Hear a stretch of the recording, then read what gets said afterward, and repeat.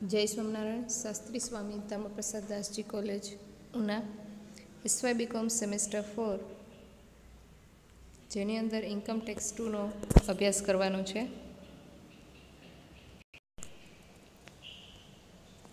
Income tax 2ની અંદર જે chapter number 4 કે જે થિયરી ચેપ્ટર માલ અને સેવા કર કે GST કે એનો અભ્યાસ કરવાનો છે. કે GSTની અંદર છે GSTનો પરિચય, ખ્યાલ, તેના ફાયદાઓ, ઇનપુટ વેરા શાખ, ટેક્સ ક્રેડિટ એવી બાબતોનો, અને GST પરિષદ, કાઉન્સિલ કે રજિસ્ટ્રેશન, આ મુદ્દાઓનો અભ્યાસ છે એ પરીક્ષામાં કરવાનો છે. એટલે પરિચય અને ખ્યાલ જોઈએ GSTની અંદર કે વિશ્વના લગભગ 160 દેશ એવા છે કે જ્યાં એક અને અથવા બીજા સ્વરૂપે માલ અને સેવા કર એટલે કે GST કે મૂલ્યવર્ધિત વેરા વેટનો અમલ થઈ રહ્યો છે. કે જે આપણે ધોરણ 12ની અંદર કે જેમાં GSTનો સમાવેશ થતો, ચેપ્ટરનો સમાવેશ થતો, GST જ્યારે અમલમાં આવ્યું હોય પછી એનો સિલેબસમાં સમાવેશ થયો, તો આપણે જે એનો અભ્યાસ કરેલો છે GSTનો, કેટલાક દેશમાં છે એ વેટનો ઉપયોગ કરે છે તો કે GSTનો વિકલ્પ તરીકે અમલ થાય છે. પરંતુ મૂળભૂત રીતે આ માલ અને સેવાનો ઉપયોગના સંદર્ભમાં એક સ્થળ આધારિત કરવામાં આવે છે કે એક સ્થળ આધારિત એનો કર છે. GSTનો સૌપ્રથમ પ્રારંભ 1954માં ફ્રાન્સમાં થયો હતો. ફક્ત કેનેડા એક એવો દેશ છે કે જ્યાં બેવડા માલ અને સેવા કર અમલમાં છે, કે જે હવે ભારતમાં પણ બેવડા માલ અને સેવા કર સ્વરૂપનો અમલ થઈ રહ્યો છે. સામાન્યતઃ આ તમામ દેશોમાં 15થી 20% વચ્ચે GSTનો દર અમલમાં છે, સિવાય કે અમુક દેશમાં તેનો ઊંચો દર અને નીચો દર હોય છે. વધુ ઊંચા ટેક્સ દરને પરિણામે કર ચોરીની વૃત્તિને વેગ મળે છે. ખૂબ જ વિકસિત એવા સંયુક્ત રાજ્ય અમેરિકા અને ફ્રાન્સમાં પણ એનો અનુભવ થયો છે કે ત્યાં કંપનીઓ દ્વારા કર બચાવવાના આશયથી હિસાબોમાં ઘાલમેલ કરવામાં આવે છે. અને ભારતમાં છે સૌપ્રથમ GST અમલમાં કે 1 જુલાઈ 2017ના રોજથી GSTનો અમલ શરૂ થયો છે. માલ અને સેવા કર એક વ્યાપક, મલ્ટી સ્ટેજ અને ગંતવ્ય આધારિત કર છે. માલ અને સેવા કર એટલે કે GST, goods and service tax, GST દ્વારા ભારતમાં પરોક્ષ કરવેરાના સંદર્ભમાં નવા યુગનો પ્રારંભ થઈ રહ્યો છે. અને માલ અને સેવા કર એવો પરોક્ષ કર છે કે જે સમગ્ર ભારતને એક એકીકૃત બજારનું સ્વરૂપ આપશે. વિવિધ વેરાઓનું એકત્રીકરણ, GST દ્વારા વિવિધ પ્રકારના પરોક્ષ કરવેરાનું એકત્રીકરણ થાય છે અને માલ અને સેવાઓ અંગેનો ઇનપુટ વેરા શાખ એટલે કે ટેક્સ ક્રેડિટ આપવાની જોગવાઈ છે એ GSTની અંદર સમાવેશ થાય છે. કે જે પહેલાં અલગ અલગ કરવેરા લેવામાં આવતા, વેરા ભરવામાં આવતા, એ દરેકનું એકત્રીકરણ કરીને એક જ વેરો, એક જ કર કે એનું અમલ કરવામાં આવેલો છે. અને દરેક તબક્કે મૂલ્યવૃદ્ધિ પર કરની જોગવાઈ છે. માલ અને સેવા કર દરેક તબક્કે લેવામાં આવે છે, એટલે કે ઉત્પાદકથી શરૂ કરી અને તેના છેવટના વપરાશ સુધીના દરેક તબક્કે છે તે વસૂલ કરવામાં આવે છે. કે આપણે જાણીએ છીએ જેમ પ્રોડક્શન થાય પ્રોડક્ટનું, કે ત્યાંથી ઉત્પાદકથી શરૂ કરી અને જ્યાં સુધી એ વસ્તુ જે વપરાશ કરનાર સુધી પહોંચે ત્યાં સુધીમાં તેના પર કર વસૂલ કરવામાં આવે છે. પરંતુ અગાઉના તબક્કા અંગે ચૂકવેલ વેરાની માંડવળ કે સેટઓફ કે વસૂલાતની જોગવાઈ કરવામાં આવી છે. ટૂંકમાં એમ કહી શકાય કે ફક્ત મૂલ્યવૃદ્ધિ પર વેરો લાદવામાં આવે છે. તે ઉપરાંત છે ફક્ત છેવટના ઉપભોક્તા પાસેથી વસૂલાત એટલે કે છેવટના ઉપભોક્તાઓ તેનો ભાર વહન કરવાનો થાય છે. છેવટના ઉપભોક્તાઓ જેની પાસેથી માલની ખરીદી કે સેવા મેળવી હોય કે ખરીદી કરી હોય તેણે ઉમેરેલ વેરાની રકમ ચૂકવવાની રહે છે. કે છેવટે જે વ્યક્તિ છે ઉપભોક્તા તરીકે એ વસ્તુનો ઉપયોગ કરતો હોય તેની પાસેથી કર વસૂલાત થાય, એટલે છેવટના ઉપભોક્તાને છે એનો ભાર વહન કરવો પડે. એક સમાન દર છે કે રાષ્ટ્રીય સ્તરે એક સમાન ઉત્પાદન અને સેવાઓ પર એક સમાન દરે માલ અને સેવા કર લેવામાં આવશે. અને તેના અમલ દ્વારા પૂર્વકાલીન પરોક્ષ વેરા કે જે કેન્દ્ર સરકાર, રાજ્ય સરકાર અને સંઘ રાજ્ય ક્ષેત્રો દ્વારા ઉઘરાવવામાં આવતા તે નાબૂદ થયા છે. કે પહેલાં જે કર હતા કે જે વેટનો દર, કે જેમાં અત્યારે છે કે રાષ્ટ્ર સ્તરે છે એક સમાન ઉત્પાદન અને સેવા પર એક સમાન દર લાગુ પાડવામાં આવેલો છે, GST લાગુ કરવામાં આવેલો છે. એના અમલ માટે છે કે જે પહેલાં પરોક્ષ વેરા હતા કે જે રાજ્ય સરકાર, કેન્દ્ર સરકાર બધા અલગ અલગ સંઘ રાજ્ય ક્ષેત્ર દ્વારા ઉઘરાવવામાં આવતા, તે હવે નાબૂદ થયા છે. ગંતવ્ય આધારિત કર એટલે માલ અને સેવા કર છે ઉપભોગ આધારિત હોવાથી ફક્ત છેવટના વેચાણ વખતે જ ચૂકવવાપાત્ર થયો ગણાય. કરની જવાબદારીનું સ્થળ કે જે સ્થળે માલ કે સેવાઓનો ઉપભોગ થાય તે સ્થળને પુરવઠા ક્ષેત્ર એટલે પ્લેસ ઓફ સપ્લાય કહેવામાં આવે છે. અને તે ક્ષેત્ર જે હકુમતના અધિકાર ક્ષેત્રમાં આવેલ હોય તો તે સરકારને આ વેરો મળવાપાત્ર બને છે. એવી જ રીતે નાના વેપારીઓને રાહત મળી કે જે એસએસસીનો એકંદર ટર્નઓવર વાર્ષિક રૂપિયા 40 લાખથી વધુ ન હોય તેમને આ કરમાંથી મુક્તિ આપવામાં આવેલી છે કે જે વાર્ષિક ટર્નઓવર છે કોઈપણ એસએસસી કે કરદાતા એનું વાર્ષિક ટર્નઓવર 40 લાખથી વધુ ન હોય એવા વેપારીઓને કે એસએસસીને છે આ કરમાંથી મુક્તિ મળેલી છે. સિક્કિમ જેવા ઉત્તરી રાજ્યને આ વેરામાંથી મુક્તિ માટે રૂપિયા 20 લાખ સુધીના ટર્નઓવરની મર્યાદા રાખવામાં આવેલી છે. એકંદરે કુલ વાર્ષિક ટર્નઓવરની ગણતરી કરતી વખતે કરપાત્ર ટર્નઓવર ઉપરાંત કરમુક્ત જીએસટીને પાત્ર ન હોય તેવો પુરવઠો કે કરમુક્ત શૂન્ય દરવાળો પુરવઠો માલ અને સેવાની નિકાસની કુલ કિંમતનો પણ સમાવેશ થશે, પરંતુ જીએસટીના વેરા ઉમેરાશે નહીં. હવે રજિસ્ટ્રેશન માટે છે કે કોઈપણ શખ્સ કે જે રૂપિયા 20 લાખ કે તેથી વધુ મૂલ્યના માલનું વેચાણ કરે છે કે સેવા પૂરી પાડે છે તેણે જીએસટી હેઠળ નોંધણી કરાવવી ફરજિયાત છે. તેના લક્ષણો જોઈએ તો જીએસટીના વિશિષ્ટ લક્ષણોમાં કે સમાવિષ્ટ કરવા માટે અપનાવેલ સિદ્ધાંતો એમાં પહેલું છે વિવિધ પ્રકારના કેન્દ્ર સરકારના, રાજ્ય સરકારના અને સ્થાનિક વેરાઓની તપાસ કર્યા બાદ તેને જીએસટીમાં સમાવેશ કરવા માટે નીચેના સિદ્ધાંતોને ખ્યાલમાં રાખેલ છે. પહેલો સિદ્ધાંત છે કે જે કરવેરાનો સમાવેશ કરવાનો હોય તે મૂળભૂત રીતે પરોક્ષ કરના સ્વરૂપમાં હોવા જોઈએ અને તે માલના વેચાણ કે સેવા પૂરી પાડવાના સંદર્ભમાં લેવા હોવા જોઈએ. કે જે કરવેરો છે એનો સમાવેશ છે એ પરોક્ષ જે પહેલાં કરવેરા લેવામાં આવતા પરોક્ષ કર લેવામાં આવતા એ સ્વરૂપનો હોવો જોઈએ અને એ કરવેરો છે એ કર છે માલના વેચાણ કે સેવા પૂરી પાડવાના સંદર્ભમાં લેવાતો હોવો જોઈએ. વ્યવહાર શૃંખલા સ્વરૂપના હોય કે એવા કરવેરાનો સમાવેશ કરવાનો હોય છે કે જેની શરૂઆત માલના આયાત, ઉત્પાદન, નિર્માણ કે સેવા પૂરી પાડવાથી થઈ હોય અને છેવટે તે માલની વપરાશ કે સેવાના ઉપયોગ સ્વરૂપની હોય કે એવા માલનું ઉત્પાદન આયાત થયું હોય, ઉત્પાદન થયું, નિર્માણ થાય, સેવા પૂરી પાડવામાં આવે અને છેવટે છે માલ વપરાશ ઉપયોગ થાય એવા વ્યવહારોની શૃંખલા સ્વરૂપમાં હોવું જોઈએ. પરોક્ષ કરવેરાનો જીએસટીમાં સમાવેશ કરવાને પરિણામે રાજ્યની અંદર તેમજ આંતરરાજ્ય સ્તરે મુક્તપણે ટેક્સ ક્રેડિટનો પ્રવાહ રહેતો હોય. જે કરવેરા અને ફી વગેરે સ્પષ્ટતઃ માલ વેચાણ કે સેવાઓ સાથે સંકલિત ન હોય તેનો જીએસટીમાં સમાવેશ કરવો જોઈએ નહીં. કે જે માલ અને સેવા સાથે સંકલિત નથી એનો સમાવેશ જીએસટીમાં કરવાનો નહીં. કેન્દ્ર અને રાજ્ય સરકારોની વ્યક્તિગત આવક અંગેનું ઔચિત્ય ધોરણ નક્કી કરવા રાખવું જોઈએ. આગળ છે કે જે જીએસટીમાં નીચે જણાવેલા કરવેરાનો સમાવેશ કરવામાં આવેલો છે. જે કરવેરા અગાઉ કેન્દ્ર સરકાર દ્વારા વસૂલ કરવામાં આવતા હતા. કેન્દ્રીય આબકારી જકાત, આબકારી જકાત કે જે ઔષધિ અને ટોયલેટ પ્રસાધનો, વધારાની આબકારી જકાત કે ખાસ મહત્વનો માલ હોય તેના પર વધારાની આબકારી જકાત લેવામાં આવતી. વધારાની આબકારી જકાત છે કાપડ અને કાપડના ઉત્પાદન પર વધારાની કસ્ટમ ડ્યુટી, વધારાની ખાસ કસ્ટમ ડ્યુટી, સેવા કર એટલે કે સર્વિસ ટેક્સ, પછી માલ સેવાના પુરવઠા સાથે સંકળાયેલ કેન્દ્રીય સરચાર્જ અને ઉપકર, આ દરેક કરનો સમાવેશ છે જીએસટીની અંદર થઈ જાય છે. અને જે કરવેરા અગાઉ રાજ્ય સરકારો દ્વારા વસૂલ કરવામાં આવતા એવા રાજ્ય મૂલ્યવર્ધિત વેરો એટલે વેટ, કેન્દ્રીય વેચાણ વેરો, મોજશોખ વેરો, પ્રવેશ કર, મનોરંજન કર, જાહેરાત પર કરવેરા, ખરીદી પર વેરો, લોટરી દાવ, જુગાર પર કર, માલ અને સેવાઓના પુરવઠા સાથે સંકળાયેલ રાજ્ય સરકારના સરચાર્જ અને ઉપકર, આ દરેક કરવેરા છે એ રાજ્ય સરકાર દ્વારા લેવામાં આવતા. જે વસ્તુઓ જીએસટીના ક્ષેત્રની બહાર રાખવામાં આવી છે એવી કઈ કઈ વસ્તુઓ છે કે 2016ના બંધારણીય સુધારા અધિનિયમ 101માં સુધારા દરમિયાન આર્ટિકલ 366(12) એમાં માલ અને સેવા કર અંગે આપેલ વ્યાખ્યા મુજબ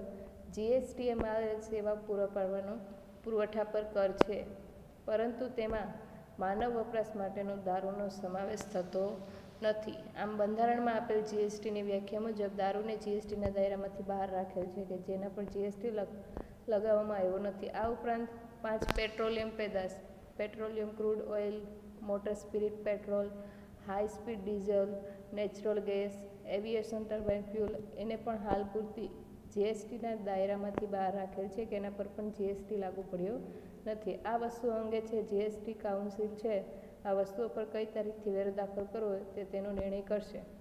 ઇલેક્ટ્રિસિટીને પણ જીએસટી લાગુ થશે નહીં અને તે માટે મૂલ્ય વૃદ્ધિ કર તથા કેન્દ્રીય આબકારી જકાતની જૂની વ્યવસ્થા ચાલુ રહેશે.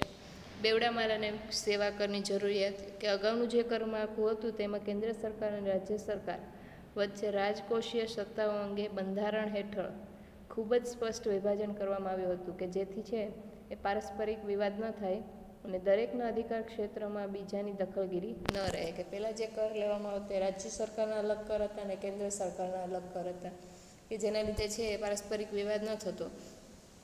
કેન્દ્ર સરકારને માલના ઉત્પાદન અંગે છે આબકારી જકાત લેવાની સત્તા હતી, અને સિવાય કે માનવ વપરાશ માટે કોઈ દારૂ છે, અફીણ છે, નાર્કોટિક્સ વગેરે તેની સામે રાજ્યોને માલના વેચાણ પર ટેક્સ લેવાનો અધિકાર આપવામાં આવ્યો હતો. હવે આંતરરાજ્ય વેચાણ પર કેન્દ્ર સરકારને કર કે કેન્દ્રીય વેચાણ વેરો લાદવાની સત્તા મળી હતી, પરંતુ આવા ટેક્સની વસૂલાત છે રાજ્ય સરકારો કરતી હતી અને તેની પૂરેપૂરી આવક રાજ્ય સરકાર પાસે રહેતી હતી. કે પહેલાં જ્યારે જે વેટની વાત કરે છે, જ્યારે વેટ હતો, વેટનો ટેક્સ લેવામાં આવતો, એ કરવેરાની વાત કરે છે કે જ્યાં સુધી સેવાઓ પર કરનો પ્રશ્ન હતો તે કર લેવાની સંપૂર્ણ સત્તા કેન્દ્ર સરકાર પાસે હતી.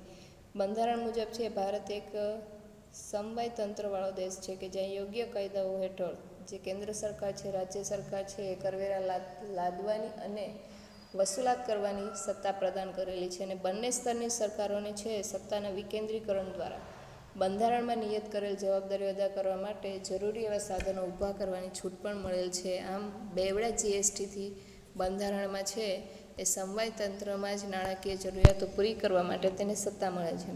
હવે કેન્દ્ર સરકાર central goods and service tax એટલે કે CGST અને integrated goods and service tax એટલે IGST વસૂલ કરવા અને તેનો વહીવટ કરવાની સત્તા ધરાવે છે. કે કેન્દ્ર સરકાર દ્વારા છે એ CGST અને IGST એટલે કે ઇન્ટિગ્રેટેડ ગુડ્સ સર્વિસ ટેક્સ અને સેન્ટ્રલ ગુડ્સ સર્વિસ ટેક્સ આ બંને કર વસૂલાત કરવાની અને વહીવટી સત્તા ધરાવે છે. જ્યારે રાજ્ય સરકાર પાસે છે state and goods and service ટેક્સની વસૂલાત અને યુનિયન ટેરિટરી એટલે કે ગુડ્સ એન્ડ સર્વિસ ટેક્સ એની વસૂલાત અને વહીવટ કરવાની સત્તા ધરાવે છે.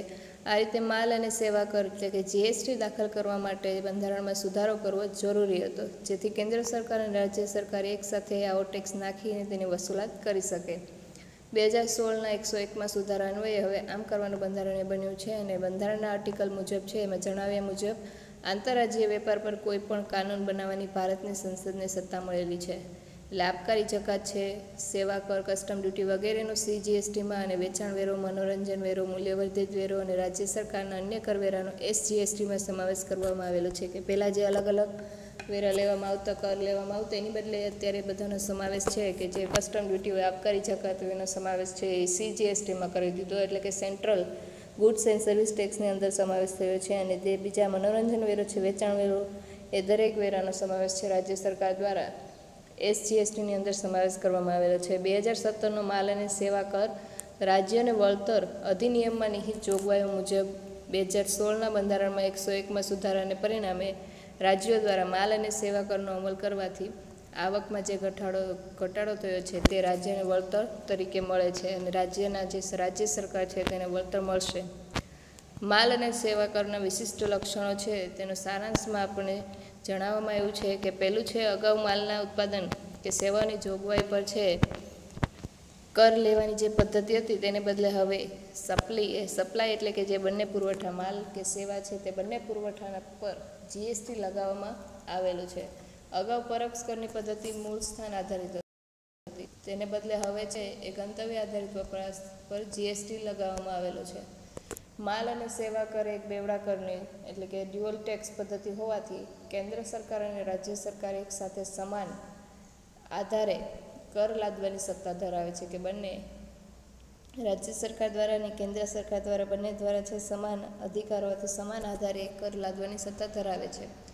આંતરરાજ્ય એટલે કે ઇન્ટરસ્ટેટ પુરવઠા પર સંકલિત માલ અને સેવા કર એટલે કે IGST વસૂલાતને પાત્ર બને છે, અને પરદેશથી માલની આયાતને કસ્ટમ ડ્યુટી ઉપરાંત સંકલિત માલ અને સેવા કર એટલે ઇન્ટિગ્રેટેડ ગુડ્સ એન્ડ સર્વિસ ટેક્સને પાત્ર ગણવામાં આવે છે. એ જ રીતે પરદેશથી મેળવવામાં આવતી સેવા હોય તો તેના પર IGST ટેક્સને પાત્ર ગણવામાં આવે છે. CGST, SGST, UTGST અને IGSTના દર કેન્દ્ર અને રાજ્ય સરકાર દ્વારા અને જે GSTના નિયત કરેલા માળખા હેઠળ પરસ્પરની સમજૂતીથી નક્કી કરવામાં આવેલા છે.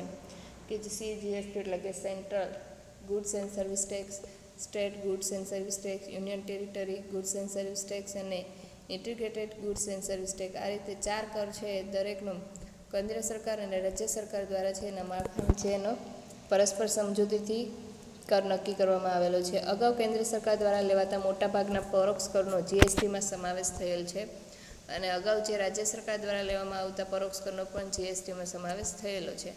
માનવ વપરાશ માટેના દારૂ સિવાય તમામ માલ સેવા પર જીએસટી લાદવામાં આવેલો છે. આપણે આગળ જોયું તેમ કે આ હાલ ઉપરાંતમાં છે કે જે 5 પેટ્રોલિયમ પેદાશો છે, ઉત્પાદકો છે કે એના પર જીએસટીને પાત્ર નથી, તે અંગે જીએસટી કાઉન્સિલ દ્વારા છે કોઈપણ તારીખે જીએસટી લાદવામાં આવશે. તમાકુ અને તેમાંથી બનતા ઉત્પાદનો પણ જીએસટીને પાત્ર છે અને તેના પર કેન્દ્રીય આબકારી જકાત લેવાનું પણ ચાલુ રહેશે.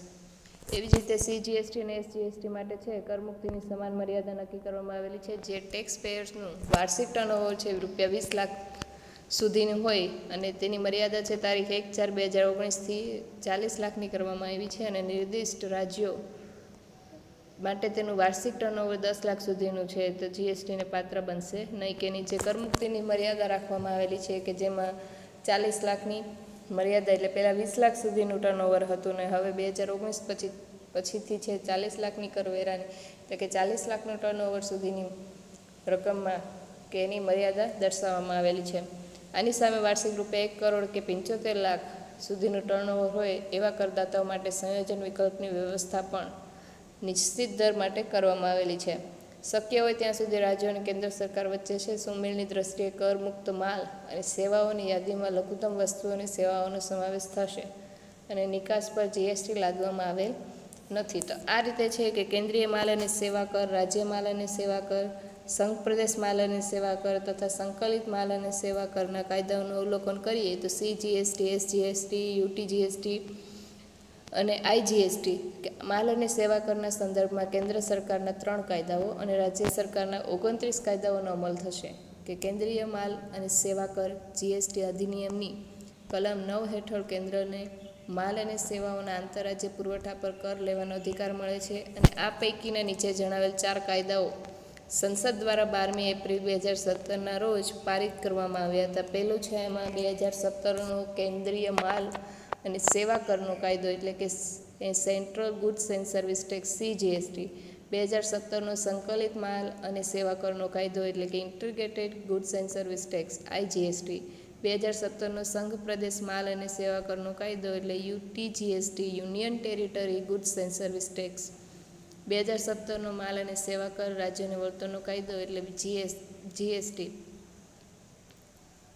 કેન્દ્ર સરકાર દ્વારા માલ અને સેવાઓના રાજ્યની અંદરના પુરવઠા કે જે ઇન્ટ્રાસ્ટેટ સપ્લાય પર જે કર લેવાય છે તેને કેન્દ્રીય માલ અને સેવા કર કહેવામાં આવે છે કે જે સીજીએસટીના નામથી ઓળખવામાં આવે છે. કેન્દ્ર સરકાર દ્વારા છે કે જે માલ અને સેવા છે એમાં રાજ્યની અંદરના પુરવઠા તરીકે કે રાજ્યની અંદર જ એના પર જે કર લેવામાં આવે છે તે કરને સીજીએસટીના નામથી ઓળખવામાં આવે છે અને રાજ્ય સરકાર કે સંઘ રાજ્ય ક્ષેત્ર દ્વારા રાજ્યની અંદર માલ કે સેવાના પુરવઠા પર જે કર લેવામાં આવે છે તેને એસજીએસટીના નામથી ઓળખવામાં આવે છે.